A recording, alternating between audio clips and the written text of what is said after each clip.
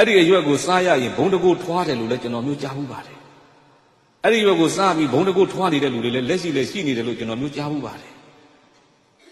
ဒီရွက်ကိုစားပြီးဘုံတကူထွားရင်တိုက်ပြည်တဲ့လူမျိုးကလည်းပိုးပြီးအကျိုးရှိမှဖြစ်တဲ့အတွက်ဒါကြောင့်ကျွန်တော်မျိုးဒီဟောဒီဗရမများကြောင့်အရွက်ကလေးကိုလာပြီးဆက်သားခြင်းမှာ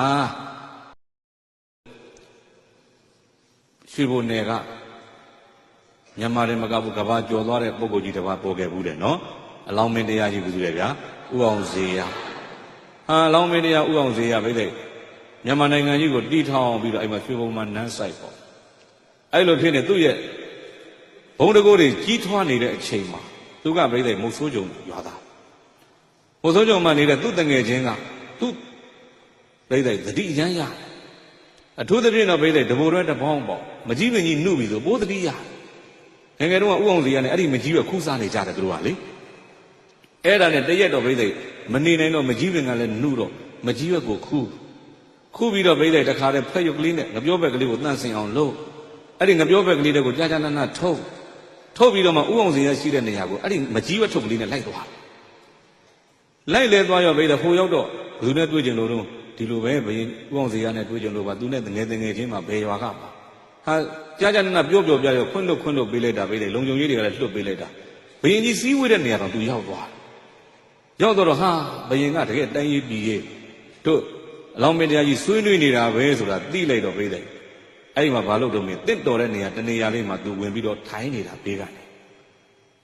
ထိုင်စီဝဲကြီးလည်းပြီးသွားပြီတိုင်းရေးပြည်ရေးဆွေးနွေးလို့လည်းပြီးရောပြိဿအခြားသောအမတ်တွေပြန်သွားတဲ့အချိန်ဥအောင်ဇေယကဟေ့စောတော့ကလူတယောက်ဝင်လာတယ်ဘယ်သူတော့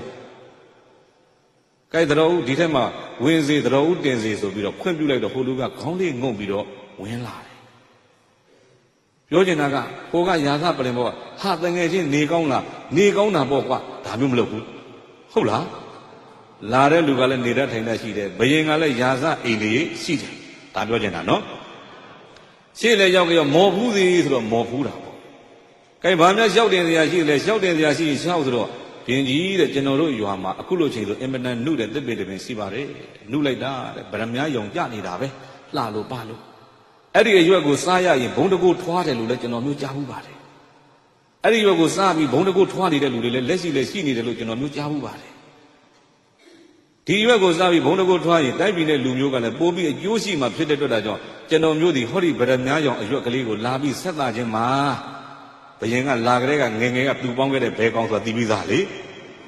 ကဲဟိုကလည်းမကြီးရွက်လို့မပြောဘူးဗရမများကြောင့်နေပါစောင့်ပြောတော့တာလေဟာအဲ့ဒီမှာပြိသိအဲ့ဒီမကြီးအဲ့အထုပ်ကိုယူပြီးတော့စပိုးဆောင်မှာသွားပြီးတော့ချက်စီဘယင်ကဒီသူငယ်ကိုလည်းပဲတစိုးလက်ဆောင်နေပြီးစီဒါမျိုးဗျဟုတ်လားဟာဟိုလူကပြိသိပျော်လိုက်တာကိုယ်တငယ်ချင်းနဲ့လည်းတွေ့ရစေလက်ဆောင်တွေကလည်းရစေဒီမကြီးရွက်ထုတ်ကရွာထဲလှည့်ရောင်းလို့30ရရင်မှရမှာလေဘယင်ကပြိသိပေးလိုက်တာအများကြီးရကျေနပ်ပြီးပျော်သွားရွာရောက်တော့လည်းလှည့်ပြီးတော့ပြောတော့ရွာထဲကလူတယောက်ကလည်းဟာဒီကောင်တော့ဒီဖက်နဲ့ထုတ်တာတော်တော်ရရင်ငါလည်းပဲသွားမယ်ကွာဆိုပြီးတော့မကြီးရွက်တွေခူးပြီးတော့ပြိသိပစိုးစုပ်ကြီးနဲ့ထုတ်တယ်သူဟာကတရွာထဲစားတွေနော်မကြီးပင်ကလည်းဒီပင်ပဲမကြီးရွက်ကလည်းဒီရွက်ပဲအဲ့ဒီပစိုးစုပ်ကြီးနဲ့ထုတ်ပြီးတော့အထုပ်ကြီးထမ်းပြီးတော့ပြိသိတက်သွားတယ်သူလည်းတပြေးနဲ့ပြိသိဘယင်နိုင်ငံအရေးဆွေးဝေးနေတဲ့နေရာကိုသူရောက်သွားဘယင်ကြီးစည်းဝေးနေတဲ့ခဏဟာမရဘူးကွာငါမဆိုးကြုံသားဘာညာနဲ့ပြောပြီးတော့ရှေ့ထီအောင်ပြိသိဝင်သွားတာအပြောကမတတ်အနေကမတတ်ဟိုကတိုင်းရေးပြည်ဆွေးနွေးသူကပြိသိချမောင်ရက်ဝင်ပေးမယ်ဟုတ်လားမကြီးရွက်ဝင်ပေးဘယင်ကြီးခဏလေးဘာညာနဲ့ရှောက်ပြောလိုက်တဲ့ကဘယင်ကြီးကပြိသိဥအောင်ဇေယကပေါ့လေကဲသူ့ကိုခေါ်သွားလိုက်ဘယ်ခေါ်သွားရမလဲမေးထောင်ထဲသာခေါ်သွားလိုက်တော့မကြီးရွက်လည်းတူတူပဲပြိသိရွာသားလည်းတူတူပဲဘာကွာသလဲမေးလိုက်တော့ပြောတတ်ဆိုတတ်နေတတ်ထိုင်တတ်ကွာသွားတာဟုတ်ပြီလားအဲ့တော့ကြီးပွားခြင်းနဲ့ချမ်းသာခြင်းနဲ့ဆိုရင်ပြိသိနံပါတ်2 royalty ပြောတတ်ဆိုတတ်နေတတ်ထိုင်တတ်ရှိရဒါပြောတာနော်နောက်တကနံပါတ်3ကပြိသိ mentality စိတ်ဓာတ်ခွန်အားမြင့်မားရဘာခွန်အားမြင့်မားမယ်မင်းကိုဆရာတော်ကြီးရဲ့အရင်ကဗမာပြည်မှာပြိသိတိပိဋကဆောင်းပွဲကြီးကျင်းပတာလာတာဘယ်သူမှမအောင်မင်းကိုဆရာတော်ပြိသိဟာဝတ္တန်တကာတွေလည်းရထူးထူးချွန်ချွန်နဲ့အောင်မြင်ပြီးတော့လာတဲ့အခါဘေးကလူတွေကရှောက်ကြတဲ့မင်းကိုဆရာတော်တိပိဋကဆောင်းပွဲဝင်ဖြေဖို့ အဲ့ဒီချိန်မှာမင်းကွန်းဆရာတော်ကသူ့ရဲ့လက်မောင်းလေးကင်ကြည့်တယ်သူကပိန်ချုံချုံလေးလေဒီခန္ဓာကိုဒီဗလနဲ့ငါဖြစ်ပါမလားတိပိဋကဆိုတာကဘယ်လဲကာယဗလနဲ့လောက်ရမှာမဟုတ်ဘူးညာနာဗလနဲ့လောက်ရမှာဘာဖြစ်လို့မအောင်နိုင်ရမှာတော့စိတ်ဓာတ်ကပဲမမြင်မာဘူးလား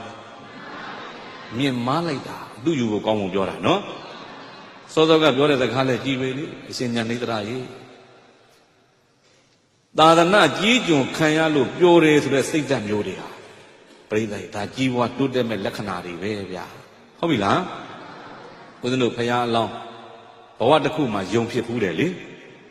ယုံမင်းဖြစ်တော့ကောင်းကင်မော့ကြည့်လိုက်တော့ပြိဿဟာမနေ့ပြန်လာပြမှာပဲ14ရက်နေ့ညမနေ့ပြန်လာပြမှာပဲဆိုတော့ဥပုံနေ့ကြီးဥပုံနေ့ဆိုတော့ငါဥပုံနေ့ဥပုသ်ဆောင်မယ်ဆိုတော့ပြိဿဘေးကတငယ်ချင်းတွေလိုက်ဖော်ဆက်တယ်မြေခွေးတို့ဖြန်တို့မြောက်တို့ပေါ့ဖော်ဆက်လိုက်တဲ့ကပြိဿသူတို့ကလည်းသဘောတူတယ်ဥပုသ်ဆောင်မယ်ပေါ့အဲ့ဒီမှာဇကြားကတိသွားတော့သူတို့ဥပုသ်တကယ်ခိုင်မြဲမယ်မြဲနောက်တကတိဥပုသ်တင်လားသီလတင်လားဒါနရှိမရှိဒါကိုသိကျင်တော့ဇကြားမင်းကပြိဿလူရောင်ဆောင်ဖန်ဆင်းခရီးသွားရောင်ဖန်ဆင်းပြီးတော့အဲ့နာလာမြောက်စီသွားပြီးတော့အလှခံတယ်မြောက်ကလည်းပြိဿပိန်နေသီးလေးတရသီးလေးပေးတယ်လှူတယ်မြေခွေးစီသွားတော့လည်းမြေခွေးကလည်းသူ့မှာရှိတဲ့အစားအစာလေးပေးတယ်ဖြန်စီသွားတော့လည်းသူကလည်းငါးသေးလေးတွေပေးတယ်အလှခံပုံနာအကုန်လှူကြနောက်တကယုံစီသွားတယ်အသိယုံမင်းနဲ့ကျွန်တော်မျိုးခရီးသွားပါစားမဲတောက်ရမဲဖြစ်နေလို့ပါစားစရာလေးနဲ့ရှိရင်ပေးပါအောင်ဆိုတော့ယုံစားတာကဘာစားတယ်မြက်စားကဲသူစားတဲ့မြက်ကိုလူပေးလို့ဖြစ်ပါမလားလူကအမလီငါမြန်နွားမှတ်နေတာထတိုင်သေးဦးမယ်လေအဲ့တော့ယုံကပြီးတဲ့လူစရာသူ့မှာထူးခြားခြားမရှိအဲ့ဒါနဲ့တိတိကျကျကြည့်လိုက်တော့ဘာရှိလို့မေးတယ်တော့သူ့ရဲ့အသက်နဲ့ခန္ဓာကိုယ်ရှိအသင်ပုံနာတဲ့တကယ်လို့ကျွန်တော်စီကအလှခံခြင်းနဲ့ဆိုရင်ထင်းရှာပြီးမိဖို့ကြီးဖွေလိုက်စမ်းပါဟာဟိုပုံနာကထင်းရှာပြီးမိဖို့ကြီးဖို့ဘာလို့မှလည်းမေးအဲ့ဒီမိဖို့တဲ့ကိုကျွန်တော်ခုံဆင်းမယ်ကျွန်တော်အသားတွေကြက်သွားတဲ့အခါခင်ဗျစားပါဗျာဆိုပြီးတော့အသက်နဲ့ခန္ဓာကိုယ်ကိုလှူမပေးလိုက်အံ့ဩစရာမကောင်းဘူးလား